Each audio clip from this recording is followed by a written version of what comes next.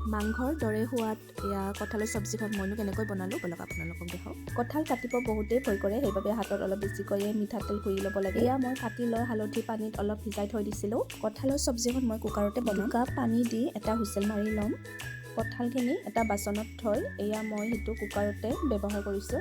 সিজোৱা কঁঠালখিনি অলপ ফ্ৰাই কৰিব লাগিব আৰু সেইখিনি কাঢ়ি লৈ ইয়াতে আৰু অলপ তেল দিলোঁ, তাৰপিছত তেজপাত দিলোঁ, শুকান জলকীয়া দিলোঁ, জিৰা দিলোঁ আৰু আদা ৰহুন আৰু পিঁয়াজ অলপ বেছিকৈ দিব লাগে। এয়া মই লৰাই অলপ টাইম ভাজি থাকিব লাগিব।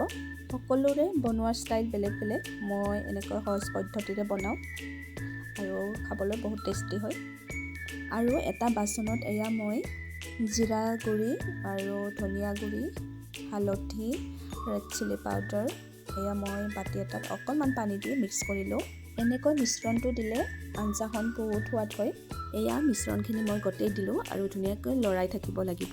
অলপ টাইম ভজাৰ পিছত এয়া কঁঠালখিনি দি ল'লোঁ আৰু কঁঠালখিনি দিয়াৰ পিছত আৰু অলপ 2 মিনিটমান ভাজিব লাগিব। কঁঠাল সিজোৱা পানীখিনি পেলাই দিয়া নাই, এয়া তাতে অলপ ব্যৱহাৰ কৰিলোঁ আৰু এয়া লাষ্টত গৰম মছলা নিমখ দি এটা চিটি মাৰিব লাগিব। এয়া ৰেডি হৈ গ'ল কঁঠালৰ চব্জি। 15 মিনিটত আজিলৈ